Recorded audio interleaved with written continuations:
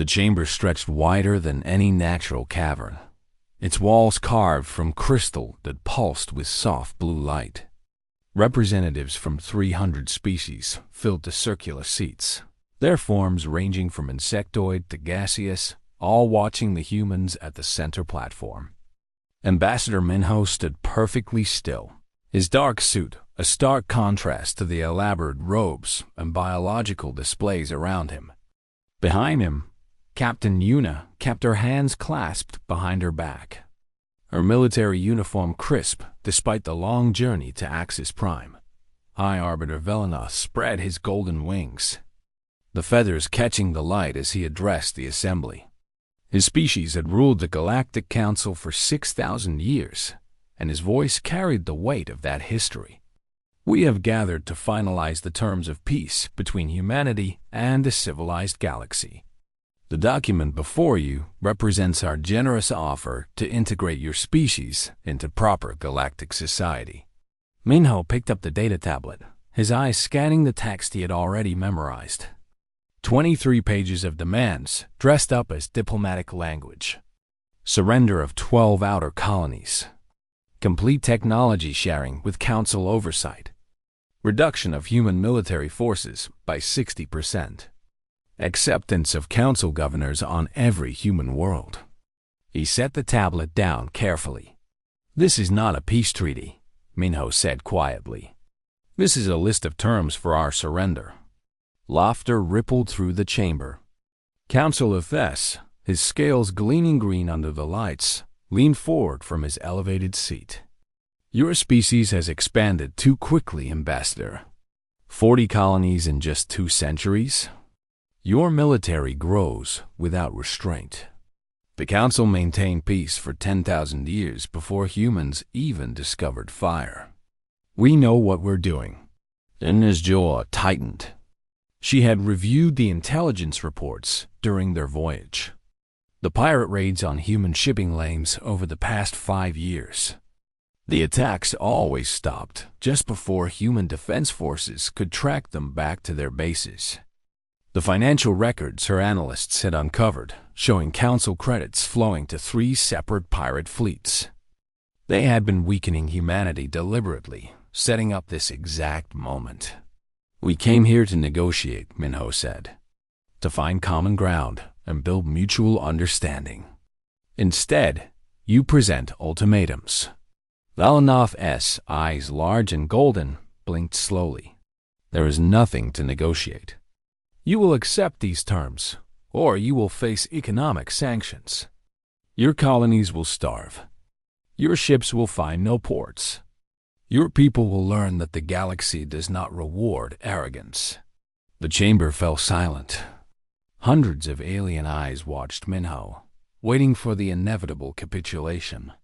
Humans were newcomers, barely 300 years since their first faster-than-light flight. They had no ancient alliances, no historical treaties to shield them. They were alone. Minho thought of Earth, his homeworld spinning through space with its blue oceans and green continents. He thought of the colonies his people had built with their own hands, taming hostile worlds through determination and sacrifice. He thought of the thousands of human ships carrying goods and people across the stars, the network of trade and communication his species had woven into existence. And he thought of his grandmother, who had survived a war on Earth and told him as a child that dignity was the one thing no one could take unless you gave it away. Captain Yuna, he said, not looking away from Velenoth. Transmit this conversation to Earth, all of it. Yuna tapped her wrist device. Transmitted and received, Ambassador. Response incoming. The reply came faster than light itself, riding the quantum communication network humanity had built. Minho read it on his personal display, and something like a smile touched his lips. 3 words from the Human Council of Nations. Come home, Ambassador. He closed the data tablet and placed it carefully on the podium. High Arbiter Velenoth, Councilor Thess, representatives of the Galactic Council. Thank you for making your position clear. Humanity appreciates that you have removed any ambiguity from this situation. Velanoth's feathers ruffled. "Then you accept?" "No," Minho said. He straightened his jacket and turned to face the entire assembly. "We reject your terms completely. We reject your authority over sovereign human worlds. We reject your view of our species as subjects to be controlled. And we reject the notion that peace must come at the cost of our freedom." The chamber erupted. Voices in 100 languages created a wall of sound. Councillor Thess stood, his tail lashing behind him. "You cannot reject the council. Who do you think you are?" "We are humanity," Minho said simply. "And we're leaving." He walked toward the exit, Yuna falling into step beside him. The other 7 members of the human delegation rose from their seats and followed. No one spoke. No one looked back. "You will return." Velanoth's voice boomed through the chamber. "You will come back begging within weeks. Do you understand what you're doing? The Council controls every trade route, every station, every port in the galaxy. You will have nothing." Minho paused at the threshold, one hand on the crystal doorframe. He looked back over his shoulder. "Then we will have nothing. But we will have it with our heads held high." The doors sealed behind them with a soft whisper. The human delegation walked through the corridors of the neutral station in silence, their footsteps echoing off walls that had witnessed 10,000 years of council dominance.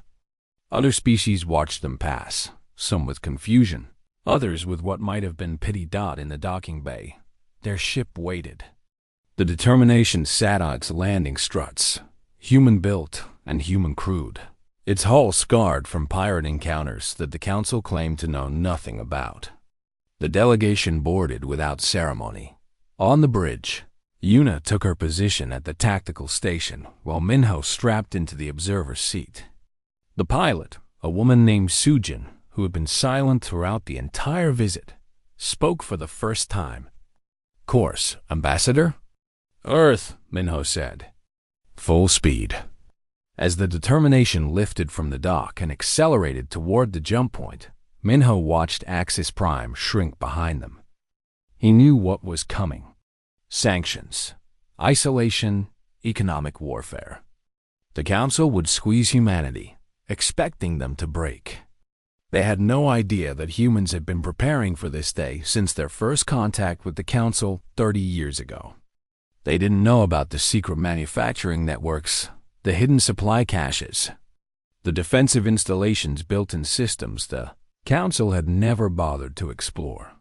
They didn't know because they had never asked. They had never listened. They had simply assumed. "Captain," Minho said quietly, "when we get home, I want you to activate Protocol Midnight." Yuna nodded slowly. Protocol Midnight. The complete withdrawal of humanity from galactic civilization. Every ship recalled. Every border sealed. Every communication channel severed. They would vanish like ghosts, leaving the galaxy to function without them. Only then would the Council learn what they had lost. Determination jumped to faster than light, and Axis Prime disappeared behind them. 3 months had passed since the walkout, and Director Jinwoo sat in the intelligence center deep beneath Seoul, watching screens that showed nothing. That was the point. Every monitor displayed empty space where human activity used to be. Trade routes abandoned. Communication relays silent. Border stations powered down to minimal life support with skeleton crews. "Status report," he said to the officer beside him. "Phase 3 complete, sir. The last merchant vessel crossed back into our territory 6 hours ago. All civilian traffic has ceased beyond the quiet line. Military assets are positioned, but maintaining communication silence as ordered." Jinwoo nodded. The quiet line. That was what they were calling it now. The invisible border where human space ended and the rest of the galaxy began. Nothing crossed it anymore. Not ships, not messages, not even automated probes.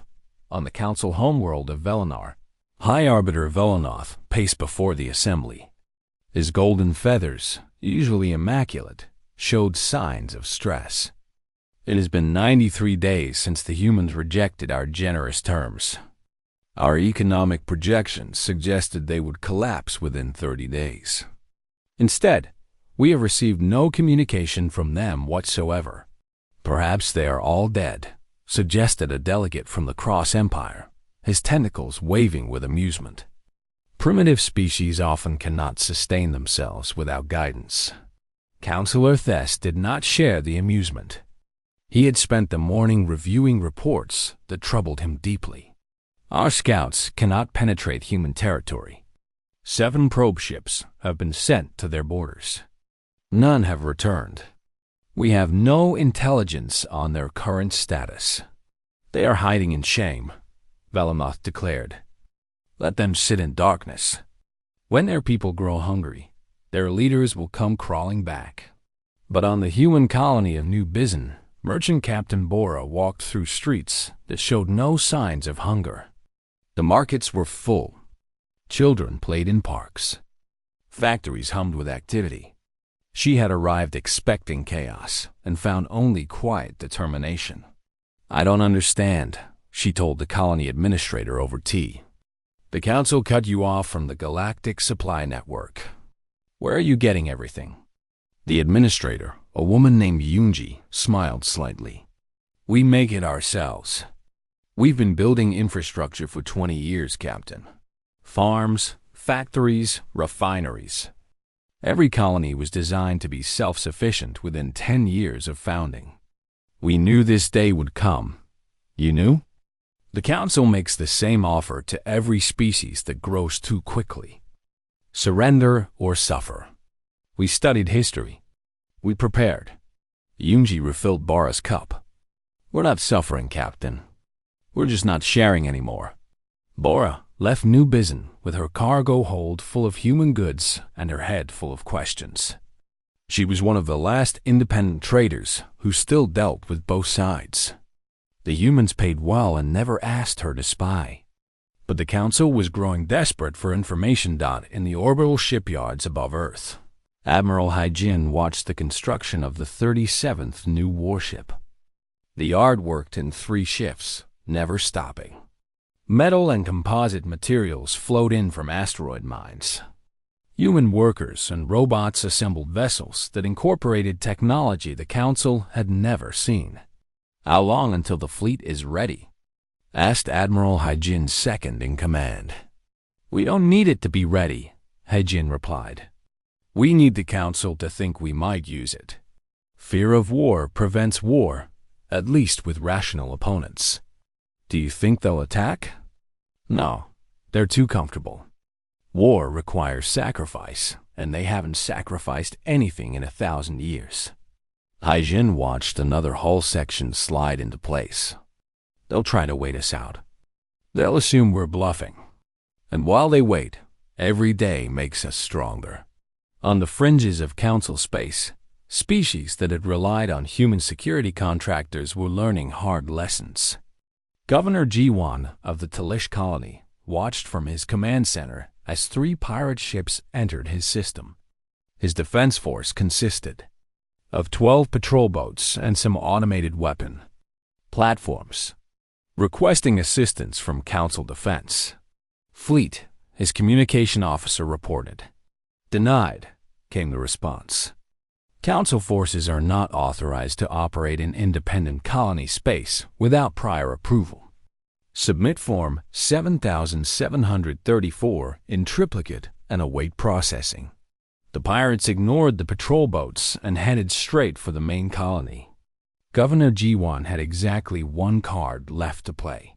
He opened the emergency channel that human peacekeepers had given him years ago, before they left. Human forces, this is Talish colony requesting immediate assistance. We are under attack. Static answered him for a full minute. Then, a voice, calm and professional. Talish colony, this is Commander Taiyang of the Human Border Patrol. We have your distress call logged. Stand by. Hope surged through Governor Jiwan. Standing by. Please hurry. Talish Colony, be advised. Humanity is not currently providing security services to non-human systems. We are observing your situation, but cannot intervene. Good luck. The channel went dead. Governor G1 stared at the communication panel in disbelief. The pirates destroyed 2 of his patrol boats before his defense force managed to drive them off through sheer desperation.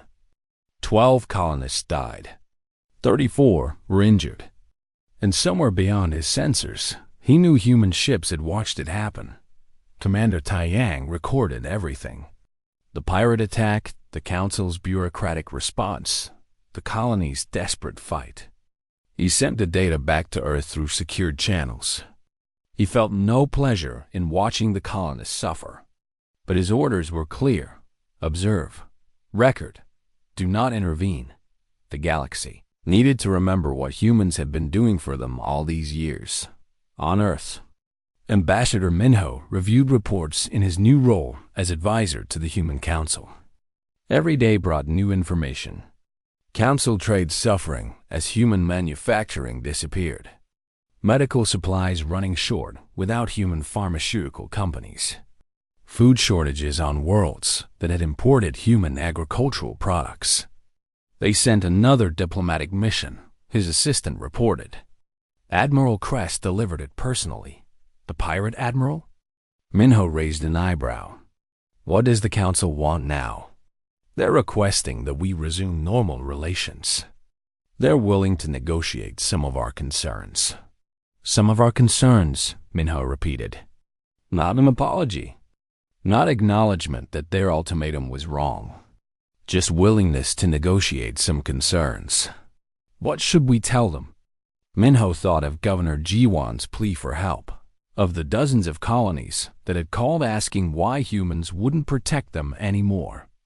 The galaxy was learning a simple truth. Peace had a price, and it wasn't free. Tell them we received their message. Tell them we filed it appropriately. Tell them nothing else. Across the galaxy, the silence continued. Human ships moved only within their own borders. Human traders stopped at human stations. Human workers returned home from council projects. Human doctors refused to share their latest research. Human engineers stopped maintaining the old gates that connected distant systems. The council had ruled for 10,000 years by assuming that every species needed them. They had never considered what would happen if a species decided it didn't dot in the intelligence center beneath Seoul. Director Jinwoo watched his screens and allowed himself a small smile. Every day the council waited was a day humans grew more prepared. Every day they assumed humans would break was a day they weakened themselves further. The silence was not surrender. It was strategy, and the galaxy was only beginning to understand what it had lost. 6 months after the humans walked away, the galaxy began to fracture. Commander Taiyang stood on the bridge of his patrol ship, watching a battle unfold on his screens. 3 council warships struggled against a pirate fleet of 7 vessels. The fight was clumsy, desperate. Council crews had forgotten how to fight without human tactical advisors. Should we assist? Asked his weapons officer. No, Taiyang said quietly. We observe. The council ships retreated after losing one of their own. The pirates celebrated their victory and moved on to raid an undefended station. Taiyang recorded it all and sent the data home. Every engagement, every failure, every moment of council weakness went into the reports that Earth analyzed with cold precision. Pirate Lord Cress sat in his command throne, counting his profits. For 5 years, he had raided human convoys under council contracts, taking a cut of the stolen goods while the council weakened their future rivals. Then the humans vanished, and the council stopped paying. But Cress still had ships and crew to feed. The council worlds are soft, his first mate reported. Their security forces can't stop us. The humans did all their fighting for them. Cress laughed, his 3 mandibles clicking together. Then we'll take from them what they took from us. And maybe we'll tell a few people who really funded those raids on human ships. The council likes to pretend they're civilized, but they paid for piracy just like everyone else. Within weeks, Cress's fleet attacked a major council trade hub. They broadcasted their raids across open channels, making sure everyone knew that the council had created them, funded them, and now couldn't stop them. Other pirate fleets saw the success and followed suit. The galactic fringe erupted into chaos. Governor G1 watched his world burn. The second pirate attack had been worse than the first. This time, they landed troops. His people fought with civilian weapons and determination, but 27 died before the pirates withdrew. He stood in the medical center, watching doctors treat the wounded with supplies running dangerously low. The council said help would arrive in 3 weeks, his aide informed him. They need to process the emergency request properly. 3 weeks, G1 repeated. He thought of Commander Taiyang's calm voice telling him that humans were observing, but not intervening. He thought of the 5 years when human peacekeepers had stationed on his world, preventing raids before they started. They had charged nothing. They had asked for nothing except friendship, and he had voted with the other governors to support the council's ultimatum against humanity. Send a message, G1 said slowly. Not to the council, to the humans. Tell them we were wrong. Tell them we're sorry. Ask if there's any way to make this right. The response came 2 days later. Simple and direct. Your apology is noted. When you're ready to stand independent of the council, contact us again. In the council chambers on Volunur, emergency sessions had become the norm. High Arbiter Velanoth looked older, his golden feathers dull with stress. Reports piled on his desk. Pirate attacks increasing by 40% per month. Trade routes collapsing as merchant ships refused to travel without protection. 14 species formally protesting the FI's Council's inability to maintain security. Councillor Thess stood before the assembly. We can no longer ignore reality. Our security infrastructure was dependent on human contractors. Our medical systems relied on human research. Our manufacturing used human techniques. We thought we were using them. We were wrong. They were holding us up. Impossible, shouted a delegate. The council existed for 10,000 years before humans appeared. Yes, Thess said coldly. And in those 10,000 years, we grew comfortable. We stopped innovating. We stopped adapting. We maintained what we had and called it civilization. The humans arrived and did in 2 centuries what we hadn't done in millennia. And instead of learning from them, we tried to control them. Velanoth slammed his wing against the podium. I will not apologize to primitives who refuse to respect our authority. Then watch your authority crumble, Thess replied. Because I'm done watching this council destroy itself through pride. He walked out and 17 other councilors followed him. By the next day, 43 species had announced they were suspending their council membership pending reforms.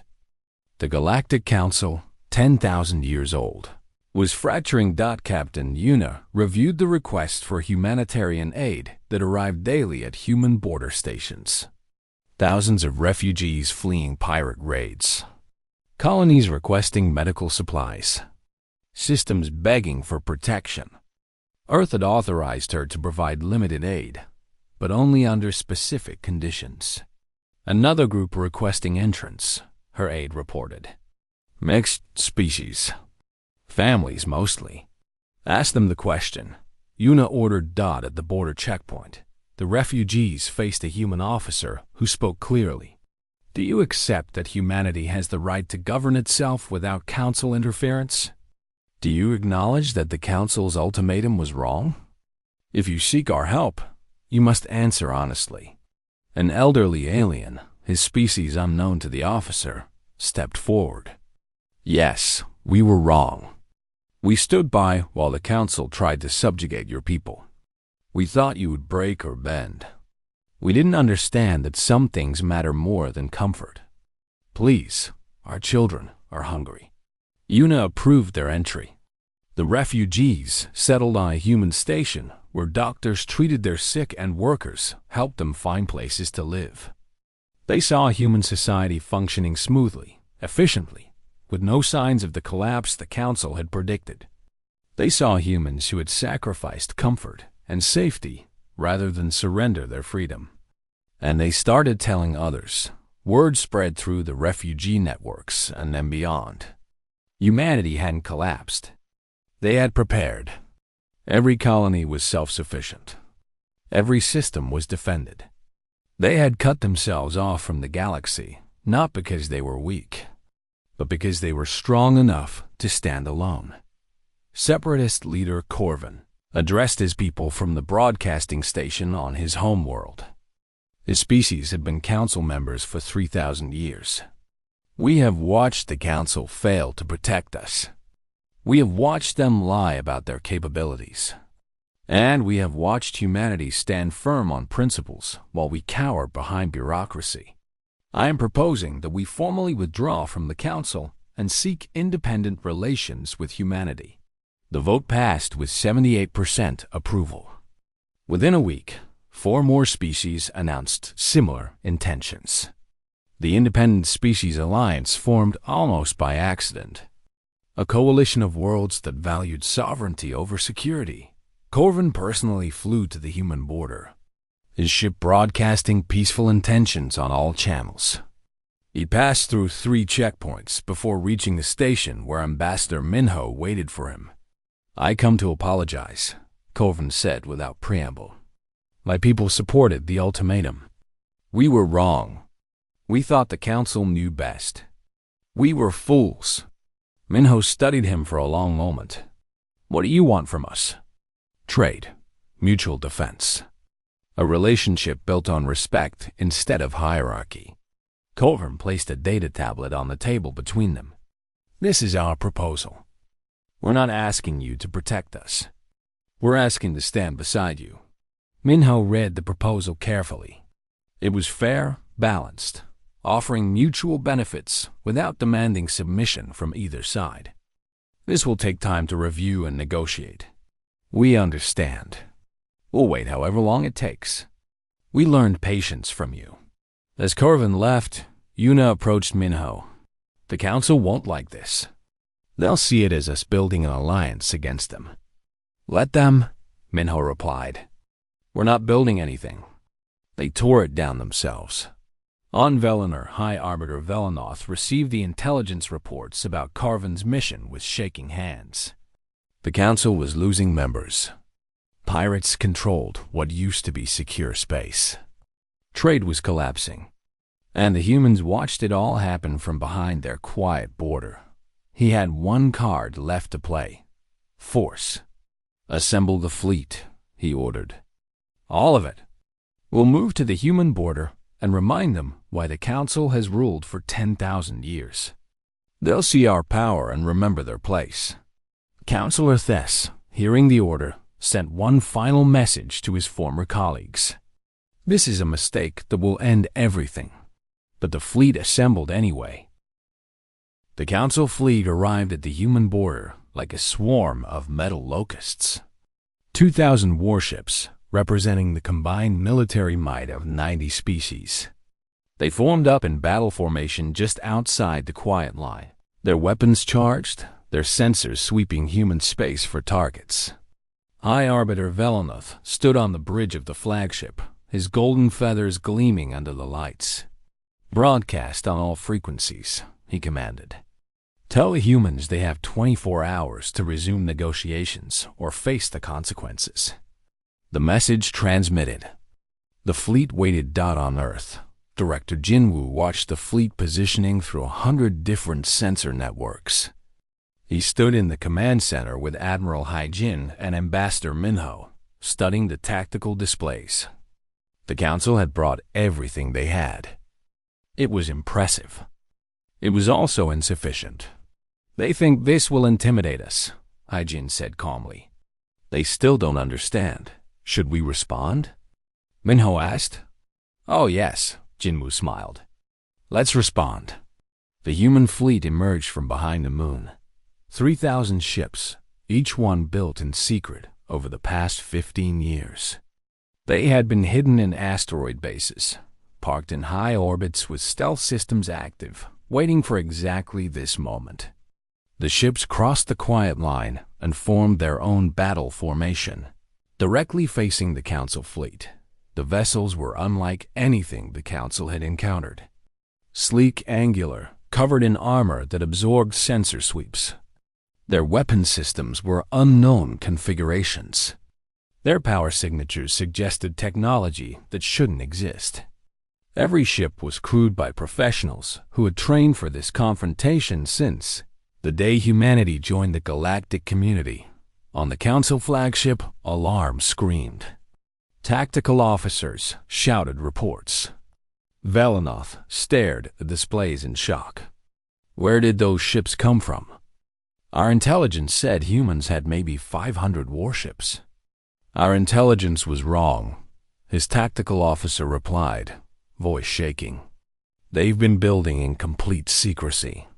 And sir, their power output readings are 40% higher than our best ships. I don't know what drives they're using, but it's not Council technology. Commander Taiyang commanded the lead human ship, the Resolution. He opened a channel to the Council fleet. High Arbiter Velanoth, you have entered the border zone between our territories with hostile intent. You have 24 hours to withdraw peacefully. If you do not, we will consider it an act of war. The standoff began. For 3 days, two fleets faced each other across empty space. Weapons locked but not firing. Sensors tracking every movement. The tension built like a physical force. Council crews, unprepared for actual combat, grew nervous. Human crews maintained perfect discipline, rotating shifts, staying alert. They had trained for this. They were ready. Velanoth held emergency meeting after emergency meeting with his fleet commanders. We have superior numbers. We can overwhelm them. Numbers don't matter if our ships are inferior, an admiral argued. Look at those power readings. Look at their formations. They're not bluffing. Every tactical simulation I run ends with heavy losses on our side, even if we win. So we do nothing? Velanoth demanded. We let primitives dictate terms to the Council? We retreat, said another commander. We retreat and admit we made a mistake. But Velanoth's pride wouldn't allow it. He kept the fleet positioned, kept broadcasting demands, kept hoping the humans would blink first. They didn't. On the third day, small Council ships began to leave the formation. Their captains, seeing no path to victory, simply turned around and went home. Velanoth threatened courts-martial, but the desertions continued. By the fourth day, he had lost 300 ships to commanders who refused to die for his pride. We're withdrawing, his remaining admirals told him. With or without your permission. The Council fleet retreated. The human fleet watched them go, weapons still tracking them until they jumped out of the system. Not a single shot had been fired. Not one ship destroyed. But everyone who watched knew that humanity had won the confrontation. Velanoth returned to Velana in disgrace. The Council chambers erupted in chaos as species blamed each other for the failure. Within 6 hours of the fleet's return, Councillor Thess moved to remove Velanoth from leadership. The vote passed. 10,000 years of tradition ended in a single afternoon. Thess took control of a council on the verge of collapse. 60 species had now left to join the Independent Species Alliance. Pirate fleets controlled 40 systems that used to be secure. Trade had fallen by 70%. Food shortages affected 12 major worlds. The medical system was failing without human pharmaceutical research. We need to fix this, Thess told the remaining council members. And there's only one way to do it. We apologize. Apologize? An old delegate sputtered. The council does not apologize. Then the council will die. Tess replied coldly. I'd rather swallow my pride than watch billions suffer because we're too arrogant to admit we were wrong. He drafted the message himself. No diplomatic doublespeak. No veiled language. Just simple honesty. To humanity and Ambassador Minnow, the Galactic Council was wrong. Our ultimatum was unjust. Our treatment of your species was disrespectful. Our assumption that you would capitulate was foolish. We apologize. We request the opportunity to discuss new terms for mutual coexistence. Terms based on respect and equality. We understand if you refuse, but we ask anyway. Signed, Council Tess, Acting High Arbiter. The message transmitted. The galaxy held its breath. Ambassador Minho read the apology in his office on Earth. He read it 3 times to make sure he understood correctly. Then he called an emergency meeting of the Human Council of Nations. They debated for 6 hours. Some wanted to reject it outright. Some wanted to demand concessions. Some wanted to remain isolated forever. What do you think? The council president asked Minho finally. I think they're broken, Minho said. I think they've learned the lesson we tried to teach them 15 months ago. I think if we refuse to engage with them now, we become what they were, arrogant, inflexible, close to change. So we forgive them? No, Minho shook his head. Forgiveness takes time, but we can start talking. On our terms. As equals. He composed the response carefully. Councilor Tess, your apology is received. We are willing to begin discussions about the future of galactic relations. We will send a delegation to a neutral location. We have some conditions. First, any new agreement must recognize the sovereignty of all species, not just humanity. Second, the Council must be reformed to prevent any single species or group from dominating others. Third, there must be accountability for past actions, including the funding of pirate attacks on human shipping. If you accept these conditions as a starting point for negotiations, we can begin. Signed, Ambassador Minho. Captain Yuna delivered the message personally, flying to the neutral station at the edge of human space, where Tess waited with a small delegation. She watched his face as he read the human response. Accountability, Tess murmured. They want us to admit publicly what we did.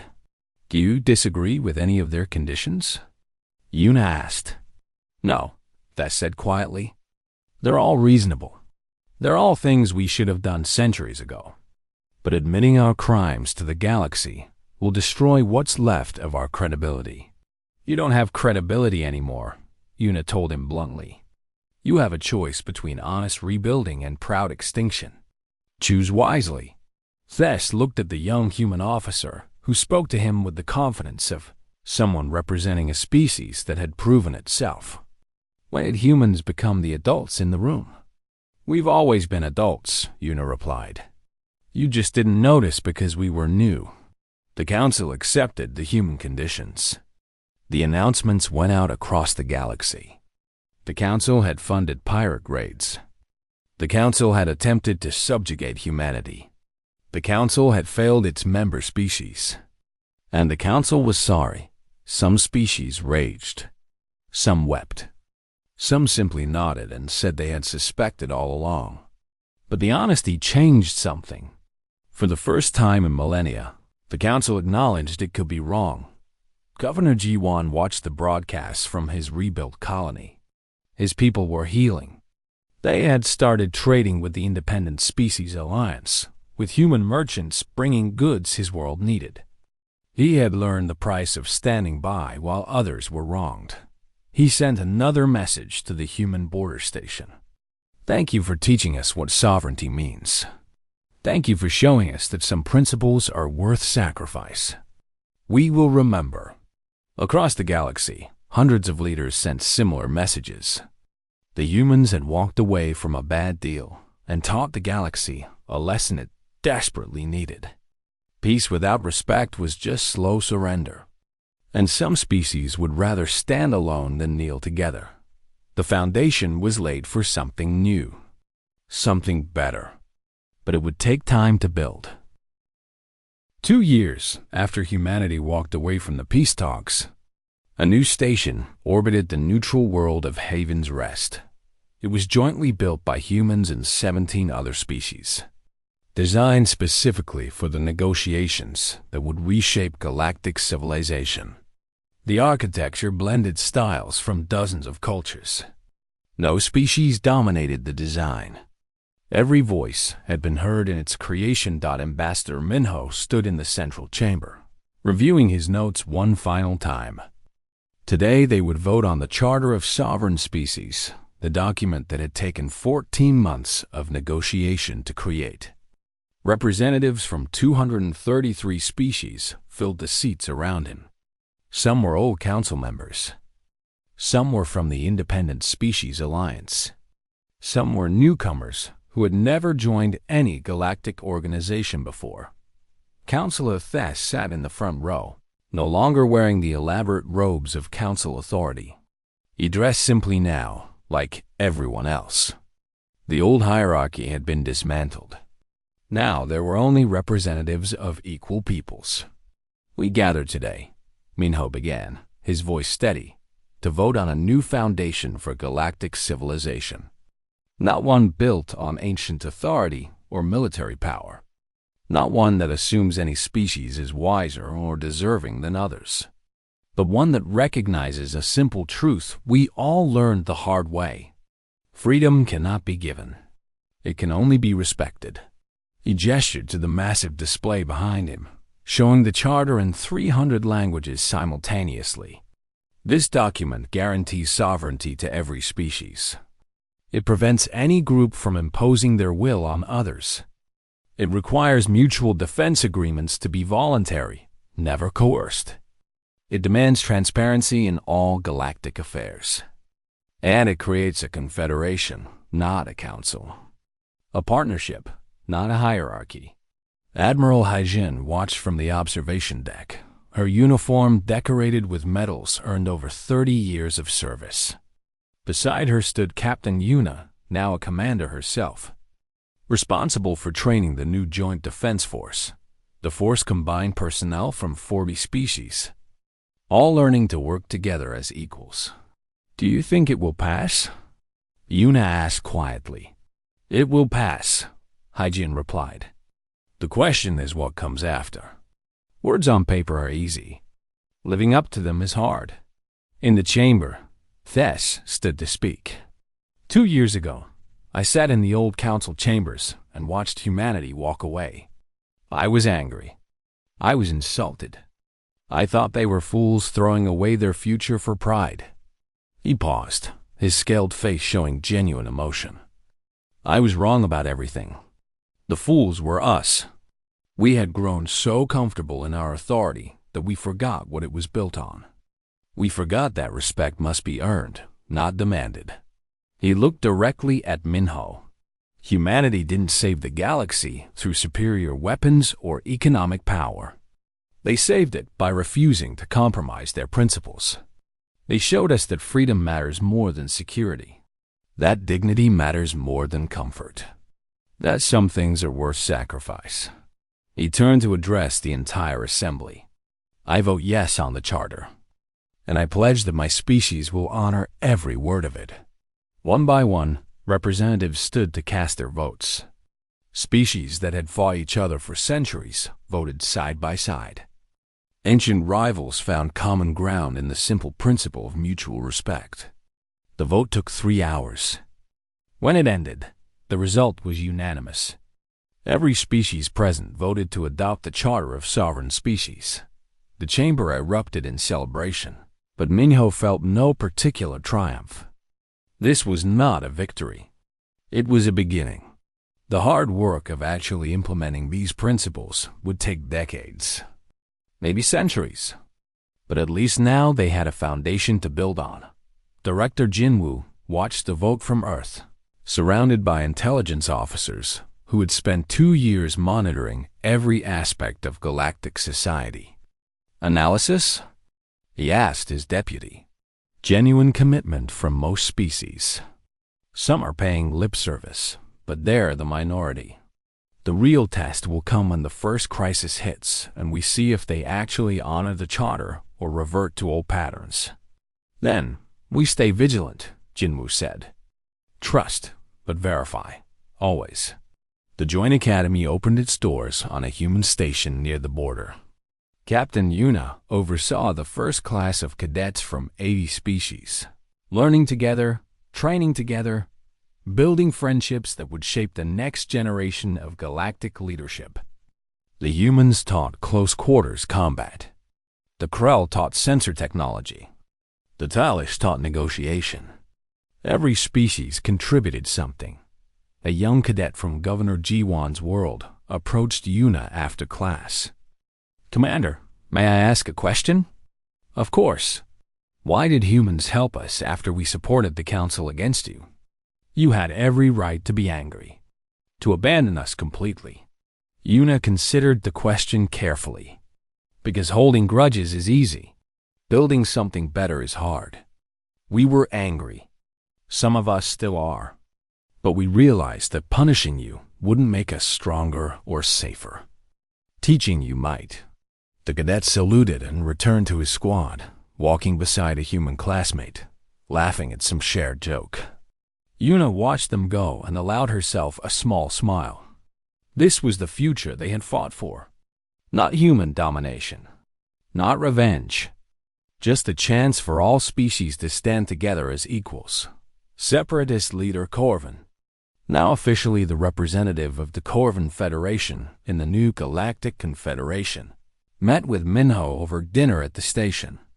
They discussed trade agreements and mutual defense protocols. They argued about agricultural standards and shipping regulations. They compromised and found solutions that benefited both their peoples. I'll be honest, Corvin said as their meeting concluded. Part of me still can't believe this happened. 2 years ago, the Council seemed eternal. Now it's gone, replaced by something none of us expected. The Council still exists, Minho corrected gently. Just not as rulers. They're members of the Confederation like everyone else. That's the important part. Nobody disappeared. Nobody was conquered. The structure just changed to reflect reality instead of tradition. You're more generous than I would be. We're practical, Minho said. Destroying the old order completely would have created chaos and suffering.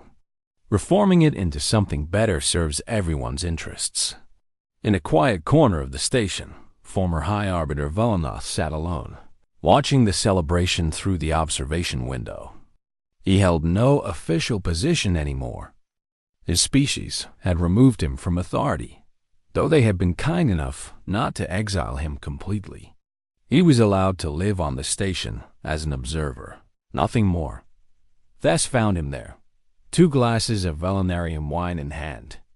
He offered one to his former leader. I don't deserve your kindness, Velanoth said quietly. Maybe not, Thess replied. But I'm not doing this for you. I'm doing it to remind myself what we're supposed to be. Generous, forgiving, better than our worst impulses. They drank in silence for a while. Finally, Velanoth spoke. I watched that human ambassador give his speech today. I finally understood what he tried to tell me 2 years ago. Dignity cannot be taken. Authority cannot be assumed. Respect must be earned. He looked at Thess with ancient eyes. How did we forget something so simple? We stopped being challenged, Thess said. For 10,000 years, every species that joined the galaxy was weaker than us. They needed our help. They accepted our authority. And we started to believe that was natural law instead of temporary circumstance. Then humans arrived, strong enough to stand alone, and we couldn't accept it. They humiliated us. No, Thess said firmly. They stood up for themselves. We humiliated ourselves by trying to force them to kneel. There's a difference. Velanoth nodded slowly. I wish I had understood that before. Maybe things could have been different. Maybe, Thess said. But this is what we have now. A chance to build something better than what we lost. Don't waste it by dwelling on what could have been. He left Valanoth at the window and returned to the celebration. The old arbiter sat alone, watching the galaxy move forward without him, learning lessons he had refused to see until it was too late. In the main chamber, Minho stood with Haijin, Yuna, Jinwoo, and the rest of the human delegation.